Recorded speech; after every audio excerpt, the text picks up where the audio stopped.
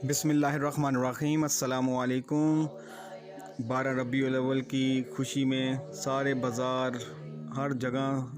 لوگوں نے بڑے خوشی سے اور جوش سے اور اپنے ایمان کی اور محبت سے سب کچھ سجایا۔ یہ دیکھیں، یہ بازار ہے جو بہت زبردست طریقے سے سجایا گیا ہے حضور صلی اللہ علیہ وسلم کی پیدائش کی خوشی میں، کیونکہ اللہ تبارک و تعالیٰ، حدیث قدسی ہے کہ اللہ تبارک و تعالیٰ نے فرمایا کہ محبوب صلی اللہ علیہ وسلم اگر آپ نہ ہوتے تو میں کائنات کو پیدا ہی نہ کرتا۔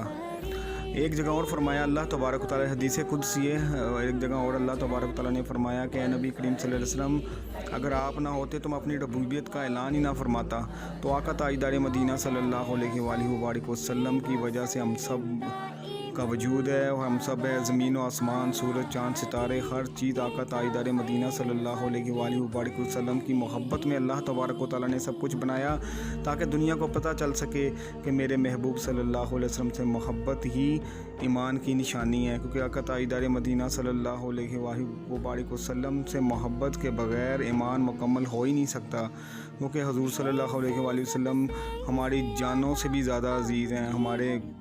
بیوی، بچے، ماں باپ، بہن بھائی، ہماری دولت، ہماری ہر چیز سے، حتیٰ کہ جان سے بھی زیادہ عزیز ہمارے محمد مصطفیٰ صلی اللہ علیہ وسلم ہیں۔ تو ان کے لیے یہ خوشی منانا، ان کے لیے سب کچھ کرنا، یہ ہمارے لیے باعث فخر ہے، کیونکہ ہم جب اپنے بچے وغیرہ یا کسی بھی فیملی کے ممبر کی پیدائش کی خوشی میں خوشی مناتے ہیں تو آقا تاجدار مدینہ صلی اللہ علیہ وسلم جس کے لیے ساری کائنات بنائی گئی، ان کی خوشی میں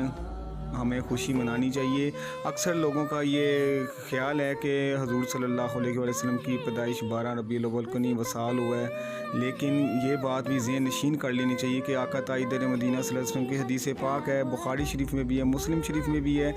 کہ 3 دن سے زیادہ سوگ نہیں منایا جاتا، 3 دن سے زیادہ سوگ نہیں منایا جاتا۔ 3 دن کے بعد، اس کے بعد یہ سب کچھ ختم ہو جاتا ہے، اور اس کے بعد بھی بندہ افسوس یا سوگ منائے تو یہ بھی اسلام کی اور حضور صلی اللہ علیہ وسلم کی نافرمانی میں آیت ہے۔ تو اس لیے یہ نہیں سوچنا چاہیے، ہم تو اپنے آقا تاجدار مدینہ صلی اللہ علیہ وسلم کی پیدائش کی خوشی منا رہے ہیں تو خوشی میں شریک ہونا چاہیے، جس طرح ہم اپنے بچوں کی، اپنے بہن بھائیوں کی خوشی میں شریک ہوتے ہیں کہ اس کی فلاں کی پیدائش ہے تو کوشش کرتے ہیں کہ اس کے لیے کچھ نہ کچھ کیا جائے، گھر سجایا جائے یا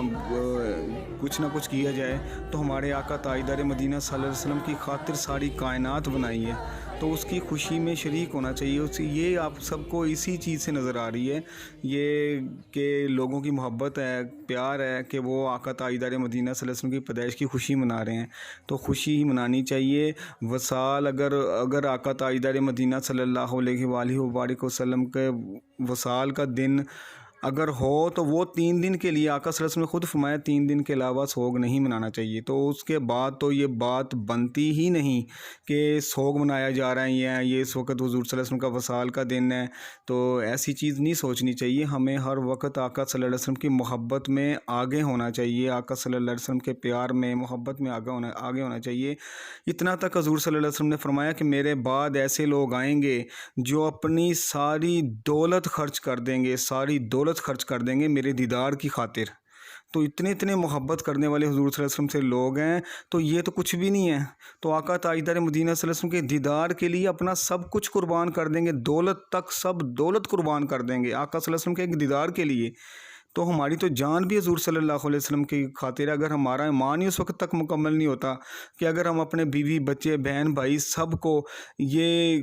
چیز ذہن میں رکھتے ہیں، نیت میں رکھتے ہیں کہ ہم سب کچھ حضور صلی اللہ علیہ وآلہ وسلم کی خاطر ہمارا سب کچھ قربان، تو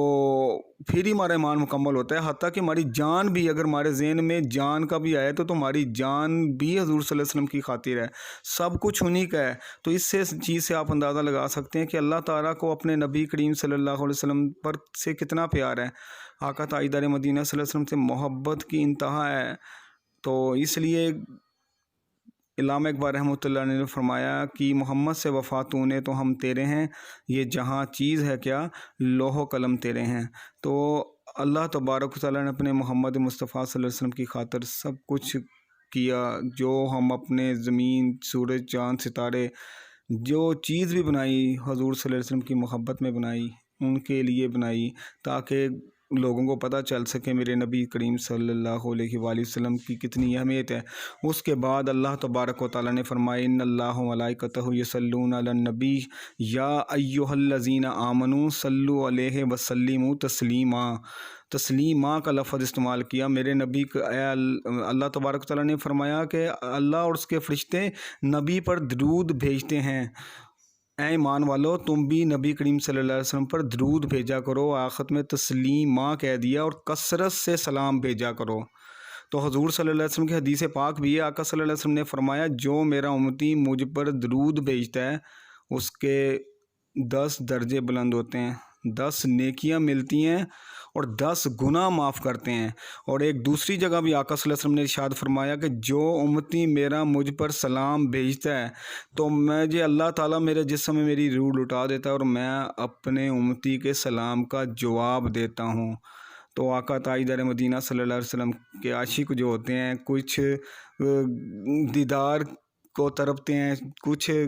سلام کے جواب کو ترستے ہیں اور کچھ ثواب کو ترستے ہیں۔ تو درود بھیجنے سے حضور صلی اللہ علیہ وآلہ وسلم پر 10 نیکیاں ملتی ہیں، 10 گناہ معاف ہوتے ہیں، 10 درجے بلند ہوتے ہیں۔ اور جو عاشق ہیں سلام بھیجنے سے حضور صلی اللہ علیہ وآلہ وسلم کا جواب آتا ہے۔ تو کچھ طالبان یار ہوتے ہیں، کچھ طالبان ثواب ہوتے ہیں، کچھ کو ثواب کی طلب ہوتی ہے، کچھ کو جواب کی طلب ہوتی ہے۔ تو یہ سب چیزیں ہیں۔ تو آقا صلی اللہ علیہ وسلم سے جتنی محبت زیادہ ہوتی جائے گی اللہ تبارک و تعالیٰ کی محبت بھی اتنی زیادہ ہوتی جائے گی، کیونکہ اللہ تبارک و تعالیٰ اپنے فرشتوں کے ساتھ مل کر اپنی شان کے مطابق نبی پر درود بھیجتا ہے، اور ہمیں بھی حکم دیا ہے کیونکہ کوئی چیز بھی آپ عبادت کر لیں جب تک آپ نبی کریم صلی اللہ علیہ وآلہ وبارک وسلم پر درود نہیں بھیجیں گے وہ دعا قبولیت کے درجے تک ہی نہیں پہنچے گی۔ تو اس لیے جب کبھی بھی دعا مانگنی ہو تو اول بھی درود بھیج دیں، وہ اللہ تبارک و تعالیٰ نے قبول کرنا ہی کرنا ہے، کیونکہ اللہ تبارک و تعالیٰ کی سنت ہے، حضور صلی اللہ علیہ وسلم پر درود بھیجنا رب کی سنت ہے۔ تو اللہ تبارک و تعالیٰ نے جب درمیان میں آپ دعا کریں گے اور پھر اینڈ پہ پھر درود بھیج دیں گے تو یہ ہو ہی نہیں سکتا کہ اللہ تبارک و تعالیٰ شروع میں درود بھیجے، آپ نے بھیجا وہ قبول،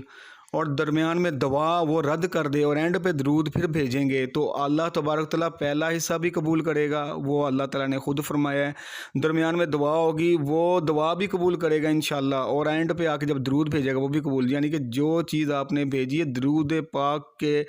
وجہ سے اللہ تبارک و تعالیٰ آپ کا سب کچھ قبول ہو جائے گا۔ تو اس لیے کسی محفل میں بھی اللہ تبارک کا ذکر ہو اور ذکر مصطفیٰ نہ ہو اللہ تعالیٰ اس محفل کو ہی قبول نہیں کرتا۔ تو اللہ تبارک و تعالیٰ نے خود فرمایا جہاں میرا ذکر ہو وہاں پہ میرے محمد مصطفیٰ کا بھی ذکر ہونا چاہیے، تو ان کے ذکر ان کی محبت کے بغیر ایمان ہی مکمل نہیں۔